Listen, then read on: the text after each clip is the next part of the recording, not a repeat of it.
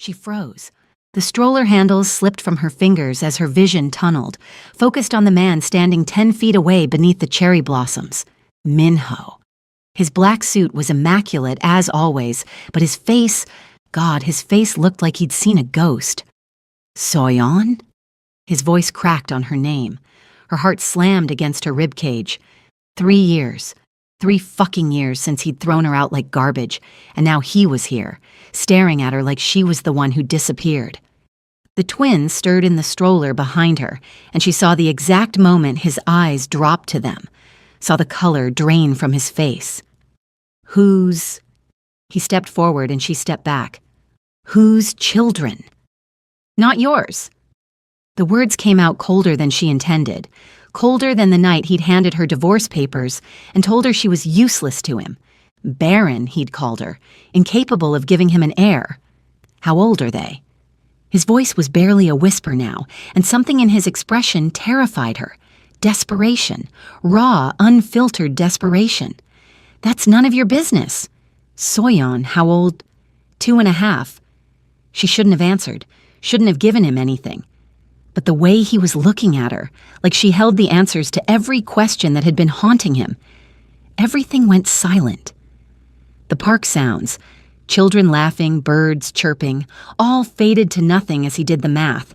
She watched him count backward in his head, watched the realization hit him like a physical blow. No. He shook his head. No, you couldn't. The doctors said. The doctors were wrong. Each word felt like swallowing glass. I was 2 months pregnant when you divorced me. His knees buckled, actually buckled. This man, this dangerous, powerful man who'd built an empire on fear and control, grabbed the park bench beside him to stay upright. You knew? His eyes were wide, devastated. You knew you were pregnant and you didn't tell me? She laughed. It was a broken, bitter sound. You'd just thrown me out for being childless, Minho. What the hell was I supposed to do? Come crawling back and beg you to believe me? You made your choice. I need to... He moved toward the stroller again, and she positioned herself between him and her babies. Her hands were shaking, but she stood her ground. You need to leave. Those are my children. Not a question, a statement torn from somewhere deep in his chest. Soyeon, those are my... You lost the right to call them yours the day you chose your empire over our marriage. She grabbed the stroller and walked away, leaving him standing there under the falling cherry blossoms, looking like his entire world had just shattered. Because it had, and she'd be damned if she let him break hers again. 3 years earlier. The club was packed, the bass so heavy Soyeon could feel it in her chest. She shouldn't have come. Midterms were in 2 days and she had a shift at the cafe at 6 in the morning, but her best friend Gina had literally dragged her out of their apartment. You need to live a little, Gina shouted over the music, pressing a drink into her hand. We're 23, not 63. Soyeon laughed, taking a sip of whatever fruity concoction Gina had ordered. The vodka burned pleasantly warm down her throat. I live plenty. I just live responsibly. Responsibly is code for boring. Employed is code for able to pay rent. Gina rolled her eyes, but she was grinning. That's when Soyeon saw him, or rather, felt his gaze. The crowd seemed to part naturally around him, a man in a black button-down with the sleeves rolled up, revealing tattooed forearms. He was sitting in one of the VIP sections that Soyeon knew cost more than her monthly rent, but he wasn't paying attention to any of the beautiful women vying for his attention. He was staring at her. Holy shit, Gina breathed. That's Kang Minho. The name meant nothing to Soyeon. Should I know who that is? He basically owns half of Seoul's nightlife, and possibly some less legal things. Gina grabbed her arm. Do not make eye contact. Men like that are dangerous. But it was too late. He was already standing, already moving through the crowd with a predatory grace that made Soyeon's mouth go dry. People moved out of his way instinctively, and when he stopped in front of her, she had to tilt her head back to meet his eyes. Dark, intense, hungry. Dance with me, he said. Not a question. She should have said no, should have listened to the warning bells going off in her head. Instead, she found herself nodding, found herself letting him lead her onto the dance floor. His hand settled on her lower back, burning through the thin fabric of her dress. And when he pulled her close, she could smell his cologne, something expensive and intoxicating. "I'm Minho," he said against her ear, his breath warm on her neck. "Soyeon." "Soyeon," he repeated, like he was testing how her name felt in his mouth. "You don't belong here." "Excuse me?" He pulled back to look at her, and there was something almost soft in his expression. "This place. These people. You're different. You don't know anything about me. I know you've checked your phone 3 times since you walked in. I know you're drinking something fruity because you don't actually like the taste of alcohol. I know you'd rather be anywhere else, but you're here because you're a good friend." His thumb traced small circles on her back. "Am I wrong?" She swallowed hard. "Are you always this observant?" "Only when something interests me." His eyes dropped to her lips. "And you, Soyeon, interest me very much." That was the beginning. The moment everything changed. They were inseparable after that night. Minho pursued her with an intensity that was both thrilling and terrifying. Flowers showed up at her apartment. Her cafe shifts were interrupted by surprise visits. He took her to restaurants where the waiters knew him by name and the menus had no prices. "This is too much," she'd protested after he'd bought out an entire movie theater so they could watch her favorite film in private. "Nothing's too much for you." But there were things he wouldn't talk about. His business. The men in black who flanked him everywhere. The way people looked at him with a mixture of respect and fear. Soyeon told herself it didn't matter, that whatever he was involved in didn't change how he made her feel. Cherished, protected, alive. 2 months in, she met his family. His father was a cold, calculating man who looked at Soyeon like she was a business acquisition. His mother was elegant and distant, sipping tea with practiced grace while asking Soyeon about her background and family connections. The dinner was excruciating. Afterward, in the car, Minho had gripped the steering wheel so hard his knuckles turned white. "I'm sorry," he said. "It's fine. It's not fine. There..." He exhaled sharply. "My world is complicated, Soyeon. My family has expectations, responsibilities." She'd reached over, lacing her fingers through his. "Then it's a good thing I'm not dating your family." He'd looked at her then with such raw emotion it stole her breath. "I love you." The words hung between them, precious and terrifying. "I love you too," she whispered. That night, he'd made love to her like she was something holy, something he was afraid of breaking, and when she fell asleep in his arms, she'd thought this was forever. She'd been so fucking wrong. Present day. That night. Soyeon's hands were still shaking as she unlocked her apartment door. The twins, Minjun and Minji, were finally asleep, their little faces peaceful in a way that made her chest ache. She set them gently in their cribs, pulling the blankets up to their chins, and then she let herself collapse on the couch. Seeing Minho had ripped open wounds she'd spent 3 years trying to heal. Her phone buzzed. "Unknown number. We need to talk." She threw the phone across the room. It bounced off the cushions harmlessly, buzzing again immediately, and again and again. "Jesus Christ," she muttered, retrieving it. "Please, just 5 minutes. I'll stand on your doorstep all night if I have to. Soyeon, please." She knew him well enough to know he wasn't bluffing. With a string of curses that would have made a sailor blush, she threw on a jacket and headed downstairs. Sure enough, there he was, leaning against a black Mercedes that probably cost more than her entire building. 5 minutes, she said, crossing her arms. "Starting now." He pushed off the car, and God, why did he still have to look at her like that? Like she was the only thing in the world that mattered? "Why didn't you tell me?" His voice was hoarse. "Why didn't you? I had a right to know." "You had a right?" She laughed bitterly. "You divorced me because I couldn't give you children. Do you have any idea what that did to me? Finding out I was pregnant 2 weeks later and knowing that you wouldn't believe me, that you'd think I was lying to get you back? I would have believed you. Bullshit. Soyeon, you looked me in the eyes and told me I was useless, that your family needed an heir, and I couldn't provide one. Your mother stood there and told me I was wasting your time. Her voice cracked. So no, Minho, you didn't have a right to know, because you'd already made it crystal clear that children were the only thing that mattered to you. That's not... He ran a hand through his hair, frustration and pain warring on his features. Fuck, that's not why I divorced you. Then why? She hated how desperate she sounded, hated that after all this time she still wanted answers. Why did you throw away 2 years together? Why did you break my heart and then act like I meant nothing? Because loving you almost got you killed. The words hit her like a physical blow. She staggered back and he caught her elbow, steadying her. What? My enemies. His jaw clenched.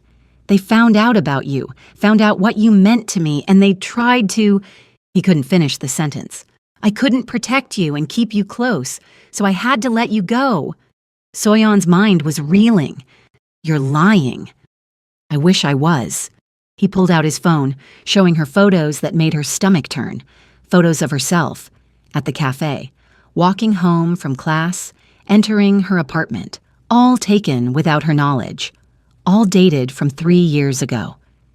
They were watching you, planning to take you to get to me, so I made them think you meant nothing, made everyone think I'd thrown you away like garbage. His voice broke. It killed me, Soyeon, every single day, but you were safe, and that was all that mattered. She couldn't breathe, couldn't think. You could have told me. We could have figured something out. There was nothing to figure out. As long as you were connected to me, you were a target. He stepped closer. But now, God, Soyeon, now I find out I have children, and I can't walk away again, even if I should. Minho, I'm not asking you to forgive me.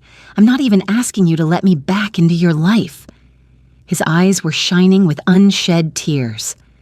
But those children are mine, and I will protect them with everything I have, even if it means protecting them from me. Before she could respond, he was gone, sliding into his Mercedes and disappearing into the night, leaving Soyeon standing on the sidewalk with her entire understanding of the past 3 years shattered around her feet. 2 days later, he said what? Gina nearly spit out her coffee. They were at their favorite cafe, not the one Soyeon used to work at, thank God. The twins were with Soyeon's mother for the afternoon, which meant she could actually have a conversation without being interrupted by demands for juice or cartoons. He said he divorced me to protect me. Soyeon stirred her latte mechanically. That his enemies were going to use me against him. And you believe him? I saw the photos, Gina. Someone was stalking me. I had no idea. She shuddered. What if they'd gone after the twins? What if... Gina reached across the table, gripping her hand. But they didn't. You're safe. The babies are safe. And maybe he's telling the truth. Or maybe he's manipulating me. The Minho I remember worshipped the ground you walked on. He looked at you like you hung the fucking moon. Gina leaned back. Men like that don't just fake emotions that intense. Soyeon wanted to believe that. God, she wanted to believe that the past 3 years of pain had been for a reason, that he'd actually loved her enough to let her go. Her phone buzzed, a text from another unknown number, but she knew who it was. There's a car outside, black sedan. Driver's name is Junho. He'll take you anywhere you need to go, no strings attached. Just... let me keep you safe, please. She looked out the window. Sure enough, a black sedan was parked across the street, a man in a suit standing beside it with his hands folded professionally in front of him. Is that? Gina followed her gaze. Oh my God, he got you a bodyguard. Apparently. Soyeon, that's either really romantic or really creepy. I can't decide which. Join the club, Soyeon muttered. But as much as she wanted to be angry, wanted to tell him to back off, she couldn't deny the small flicker of warmth in her chest. He was trying to protect her, just like he claimed he'd been doing all along. Against her better judgment, she texted back, "Thank you." The response was immediate. "Anything for you. Always." Gina was watching her with knowing eyes. "You still love him." "I hate him." "You can do both." Gina flagged down the waiter for more coffee. Trust me, I'm Korean. Our dramas taught me that loving and hating someone are basically the same emotion with different packaging. Despite everything, Soyeon laughed, but the sound died in her throat when she looked out the window again and saw a different man watching her. Not Junho. Someone else. Someone whose gaze made her skin crawl. She grabbed Gina's arm. "We need to go. Now." "What? Why, now, Gina?" Her friend must have heard the panic in her voice because she didn't argue. They threw money on the table and headed for the door, but the man was already moving, cutting across the street with purpose. Soyeon's heart hammered. She pulled out her phone, dialing the last number that had texted her. Minho answered on the first ring. "Someone's following me," she said without preamble. "Where are you?" "Milano Cafe on 3rd Street. There's a man. Get to Junho right now." She didn't question it. They ran to the sedan and Junho immediately opened the door, ushering them inside before sliding into the driver's seat and pulling into traffic. "Who is that?" Gina's eyes were wide. "I don't know, but—" Her phone rang. Minho again. "Are you safe?" "Yes, we're in the car." She heard him exhale shakily. "I'm coming to you. Stay with Junho." "Minho, what's happening?" "Someone knows about the twins." His voice was tight with barely controlled rage. "Someone knows they're mine. I'm handling it, but until I do, you need to stay close to protection. Do you understand?" "This is exactly what I didn't want." Her voice rose. "This is why I stayed away from you. I don't want my children in danger because of your world." "Then you shouldn't have had my children." He shouted it, and then there was silence. Heavy, terrible silence. "Fuck, Soyeon, I didn't mean—" She hung up. Gina squeezed her hand. "Breathe. Just breathe." But she couldn't. Because Minho was right. She'd brought 2 innocent babies into a world that was hunting them, and it was all because of choices she'd made 3 years ago. Choices she couldn't take back. That evening, Minho's penthouse Junho had driven them to Minho's place despite Soyeon's protests. "Boss's orders," he'd said apologetically. Now she was standing in the living room of a penthouse that probably cost more than she'd earn in 10 lifetimes, watching Minho pace like a caged tiger. Gina had her phone out, clearly texting someone. "Is it cool if my boyfriend comes? Because this is getting intense and I need backup." "You have a boyfriend?" Soyeon blinked. "Since when?" "Since 3 months ago. His name is Taehyung. He's a doctor. And before you judge me for not telling you, you've been busy with the twins, and I didn't want to add to your stress." Gina's phone buzzed. "He's on his way."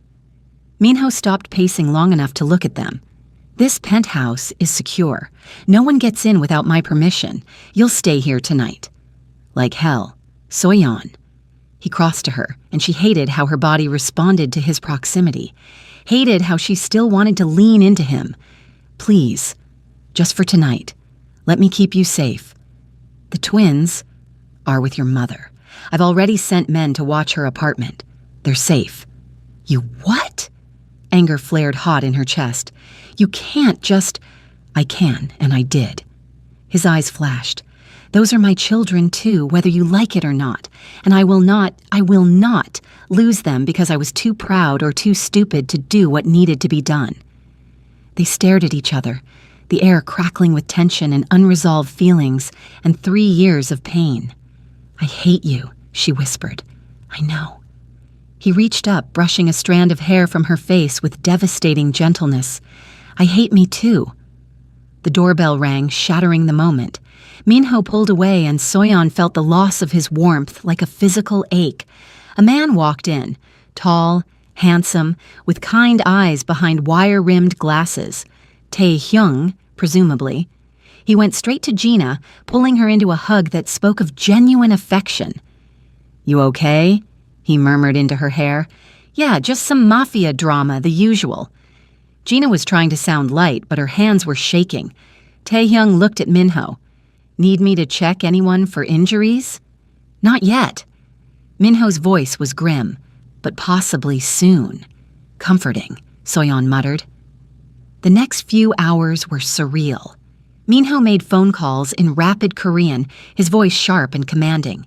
Taehyung ordered food delivery. Apparently being friends with a Mafia boss meant you got restaurant-quality meals at 10 p.m. Gina tried to keep the mood light, but tension hung over everything like a storm cloud. It was after midnight when Soyeon found Minho on the balcony, staring out at the Seoul skyline. She'd meant to go to bed, to put distance between them, but her feet carried her outside before she could stop them. "Can't sleep?" he asked without turning around. Too much adrenaline. She leaned against the railing beside him. "Did you find out who was following me?" "Yes." And he won't be following anyone anymore. The coldness in his voice sent a shiver down her spine. This was the man people feared, the man who'd built an empire on ruthlessness and blood. Minho. He was sent by the Lee family, rivals of mine. He finally looked at her. They wanted leverage, and children, my children, are the ultimate leverage. This is insane. This whole world is insane. She wrapped her arms around herself. I can't raise Minjun and Minji like this. I can't have them looking over their shoulders their entire lives. Then marry me. The words hung in the air between them, impossible and perfect and terrifying. What? He turned to face her fully. Marry me. Again. Let me make you my wife officially, publicly. Let everyone know that you and our children are under my protection. It's the only way to keep you truly safe. You're out of your mind. I'm practical. He stepped closer. You want stability for the twins? A life where they don't have to hide? This is it. As my wife, as my recognized heirs, they become untouchable. And what about love? Her voice cracked. What about the fact that you destroyed me 3 years ago? What about... I never stopped loving you. The confession was raw, torn from somewhere deep in his chest. Not for a single fucking day, Soyeon. Divorcing you was the hardest thing I've ever done. And finding out about the twins. His voice broke. I missed 2.5 years of their lives. I'll never forgive myself for that. But I can't. I won't miss anymore. Tears were streaming down her face now. You hurt me. I know. You made me feel worthless. I know. I don't know if I can trust you again. He reached up, cupping her face with both hands, his thumbs brushing away her tears. Then let me earn it. Let me spend every day for the rest of my life proving that you and our children are everything to me. Let me... His own eyes were wet now. Let me be the man you deserved all along. She shouldn't kiss him, shouldn't let herself fall back into this. But when his lips met hers, it felt like coming home, like 3 years of pain and loneliness were washing away in a single, desperate connection. They broke apart, both breathing hard.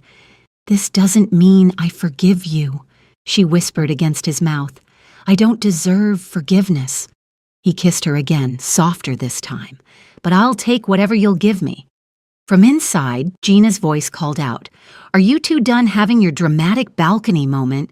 Because Taehyung and I are trying to sleep, and the sexual tension is palpable even through the walls. Despite everything, Soyeon laughed. Minho smiled, a real, genuine smile that transformed his entire face. She's not wrong about the sexual tension, he murmured. Down, boy. But she was smiling too. You have a lot of groveling to do before we get to that stage. I'm an excellent groveler. We'll see. 1 week later, Soyeon had agreed to stay at the penthouse temporarily, which apparently meant Minho had child-proofed the entire place, bought enough toys to stock a daycare, and hired a full-time nanny who looked like she could double as a bodyguard. The twins had taken to him instantly, which was both heartwarming and terrifying. Appa! Minjun toddled over to Minho, holding up a toy truck. Her son, their son, had started calling Minho Daddy after exactly 3 days. Minho scooped him up, and the look on his face made Soyeon's chest tight. Pure, unfiltered love. You want to show me your truck? Is it fast? Fast, Minjun agreed enthusiastically. Minji was more reserved, watching Minho with curious eyes from her spot on the carpet. But slowly, over the week, she'd warmed up to him. Now she let him read her bedtime stories, her small hand clasped in his massive one. "He's good with them," Gina observed. She was sprawled on the couch, Taehyung beside her with his arm around her shoulders. They'd become regulars at the penthouse, and Soyeon was grateful for the buffer their presence provided. "Too good," Soyeon muttered. "It's going to break their hearts if this doesn't work out." "It'll work out." Taehyung adjusted his glasses. "I've seen the way he looks at you. That's not a man who's going to screw this up twice." "You barely know him." "I know people. It's kind of my job." He smiled. "And Minho is many things. Dangerous, ruthless, morally questionable. But he's not a liar. Not about this." Soyeon wanted to believe that, wanted to trust that this fragile peace they'd built could last. But fear kept her guarded, kept her from fully surrendering to the hope blooming in her chest. That night, after the twins were asleep, Minho found her in the kitchen making tea. "We need to talk about the wedding," he said. She nearly dropped the kettle. "I never said yes to marrying you." "You didn't say no." "Absence of a no is not a yes, Minho. That's like consent 101. He had the grace to look sheepish. "You're right. I'm sorry." He sat at the kitchen island, and God, he looked tired. "I'm not good at this. At asking instead of commanding. At being vulnerable instead of controlled." She poured 2 cups of tea, sliding one across to him. "Then learn." "Will you marry me?" He met her eyes. "Not because it's practical, not because it'll protect the twins, but because I love you, because I want to wake up next to you every morning and fall asleep holding you every night, because I want to be there for every milestone, every scraped knee, every parent-teacher conference. Because you're it for me, Soyeon. You always have been." Her hands trembled around her mug. "I need time. Take all the time you need."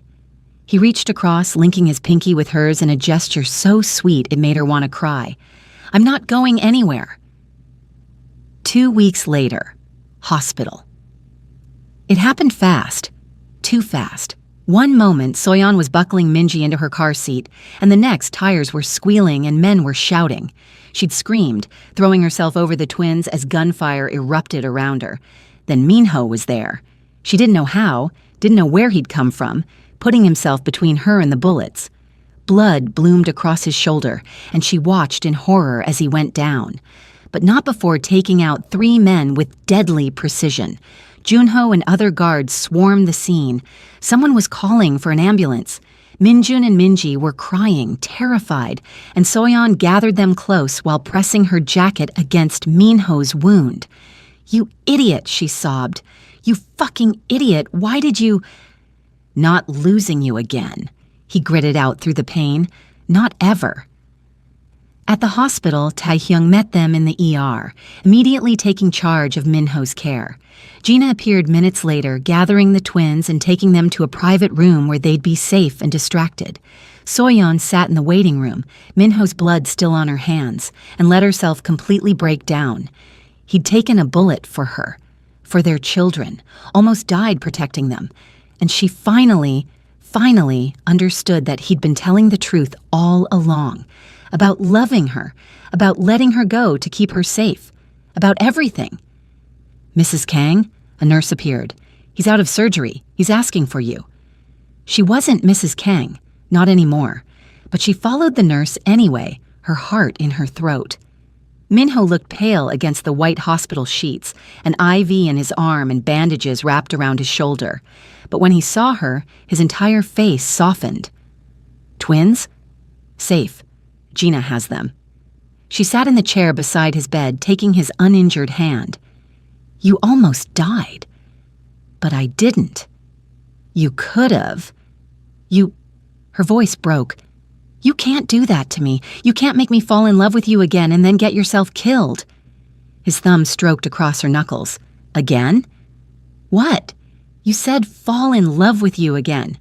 Present tense. Not past. His smile was soft, hopeful.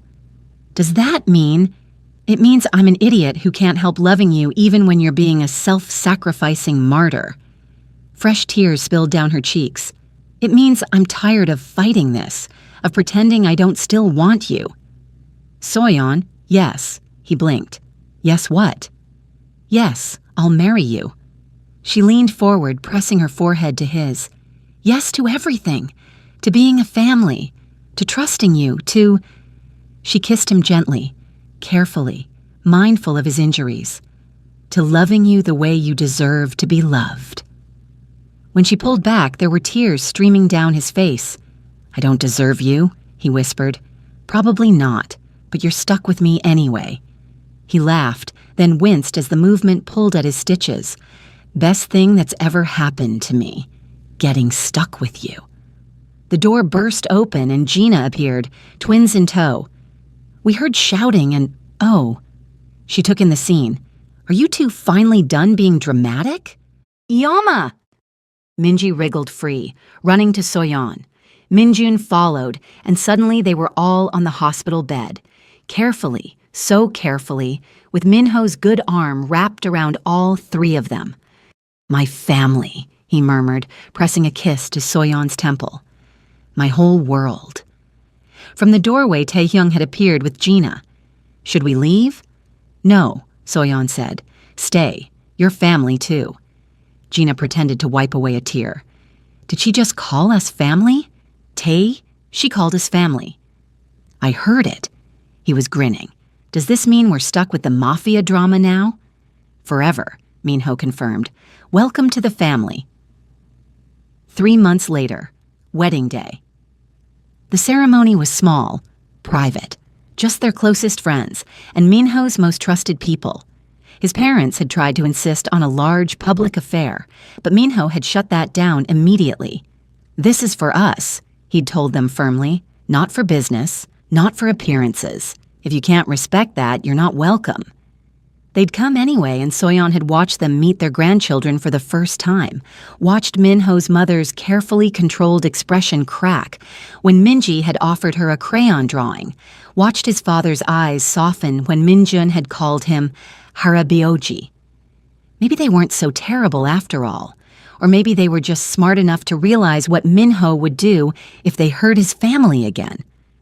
Now Soyeon stood in a simple white dress, holding hands with the man she'd loved, lost, and found again, listening to him recite vows he'd written himself.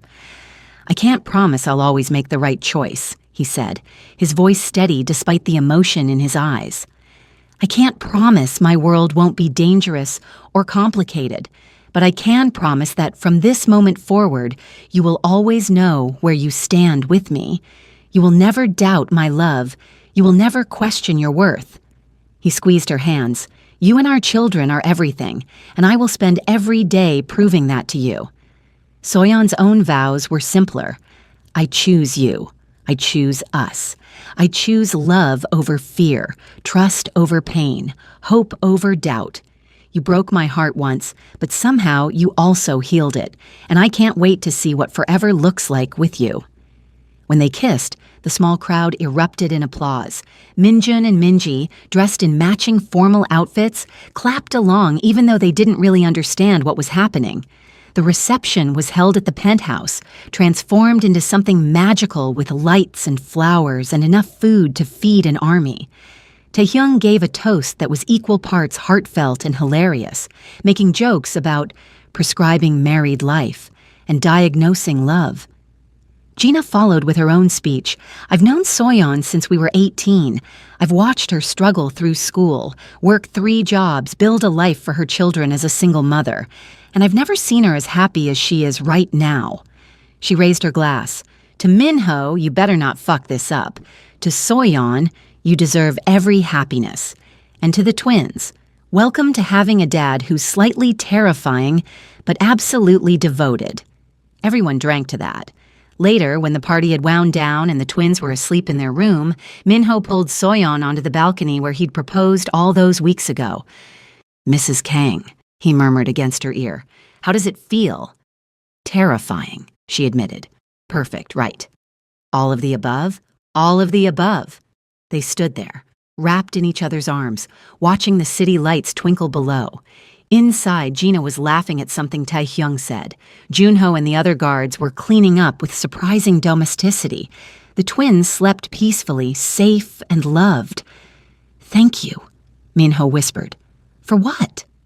For giving me another chance, for letting me be their father, for... His voice caught. For being strong enough to survive when I was too weak to stay. She turned in his arms, cupping his face. We're both stronger now. Together. Together, he agreed. And when he kissed her, it tasted like promises kept and futures built, and love that had survived everything thrown at it. 6 months later. Epilogue. Minjun, don't eat that. Soyeon lunged across the living room, extracting what looked like a crayon from her son's mouth. He pouted but didn't fight her, used to his mother's constant vigilance. He's testing boundaries, Gina observed from her spot on the couch. She was noticeably rounder now, 4 months pregnant with her and Taehyung's first child. It's developmentally appropriate. It's developmentally annoying, Soyeon muttered, but she was smiling. Minji was in the corner, carefully arranging her toy kitchen, a look of intense concentration on her face that reminded Soyeon so much of Minho it hurt. Speaking of whom... The door opened and her husband walked in, immediately surrounded by toddlers demanding his attention. Appa, Appa, I made food! Minji held up a plastic egg. The best food, Minho declared seriously, pretending to eat it. Delicious. Minjun climbed up his leg like a monkey. Park, park! Later, buddy. Appa just got home from work. But he was already scooping him up, tossing him gently in the air while Minjun shrieked with laughter. Taehyung arrived minutes later with takeout. I come bearing gifts of fried chicken and beer. My hero, Gina declared, making grabby hands. They ate together, the 6 of them, soon to be 7, crowded around the dining table. The twins made a mess, as always. Gina and Taehyung bickered affectionately about baby names. Minho held Soyeon's hand under the table, his thumb tracing familiar patterns on her skin. This was her life now. Chaotic, loud, messy, perfect. After dinner, after baths and bedtime stories, and finally getting the twins to sleep, Soyeon found Minho in their bedroom, looking at his phone with a frown. Work stuff? Nothing I can't handle tomorrow. He set the phone aside, pulling her into his arms. How are you feeling? Tired, happy, wondering how Gina's going to handle pregnancy when she can barely handle spicy food. She snuggled into his chest. Why? Because you've been looking at baby clothes online. She froze. How do you... I may have noticed the shopping cart on your laptop. His hand slid to her stomach. Is there something you want to tell me? Her heart was racing. They hadn't been trying, but they hadn't been preventing either. And her period was late. And she'd been exhausted lately. And I haven't taken a test yet, she admitted. I was scared. After everything with the twins, finding out alone. Her voice cracked. I didn't want to do that again. Hey, he tipped her chin up, forcing her to meet his eyes. You're not alone. Not anymore. Not ever. His smile was gentle. Do you want to take a test now? Together? She nodded, not trusting her voice. 10 minutes later, they sat on the bathroom floor, watching 3 minutes tick by on the timer. Minho held her hand, his grip steady and reassuring. When the timer went off, Soyeon couldn't look. You check. He picked up the test, went completely still. Minho. When he looked at her, tears were streaming down his face. It's positive. Soyeon, we're... She burst into tears, and then they were both crying, holding each other on the bathroom floor like idiots, laughing through their tears. I get to be there this time, he choked out. From the beginning, I get to... He couldn't finish, just pulled her closer, pressing kisses to her hair, her face, her lips. We're having a baby, she whispered.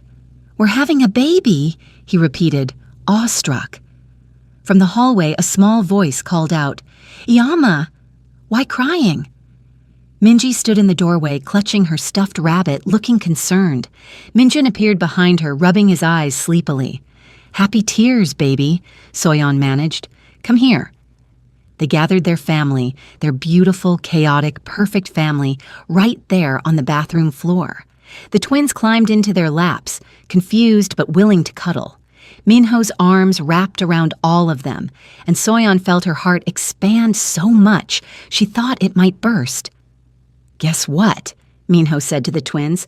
You're going to be big siblings. Minjun looked confused. Minji perked up. Baby? That's right, a baby. I help? Minji asked hopefully. You'll be the best helper, Soyeon promised. They stayed like that for a long time, tangled together on the tile floor. It wasn't comfortable, it wasn't practical, but it was perfect. Later, after getting the twins back to bed, Minho and Soyeon stood on their balcony, looking out at Seoul. 3 years ago, Soyeon mused, if someone had told me we'd end up here, I would have called them crazy. 3 years ago, I was convinced I'd lost you forever. He pulled her back against his chest. And now I have everything I've ever wanted. We still have problems. Your world is still dangerous. We're going to face challenges. And we'll face them together. He turned her in his arms. I'm not saying it'll be easy, but I am saying it'll be worth it. You, me, the twins, this new baby, we're worth every obstacle, every challenge, every moment of fear. She kissed him, slow and deep and full of promise. To new beginnings, she murmured against his lips. To forever, he corrected. And standing there under the stars, surrounded by the city that had witnessed their love story, messy and complicated and beautiful, Soyeon finally let herself believe in happy endings. Because this wasn't the end, it was just the beginning.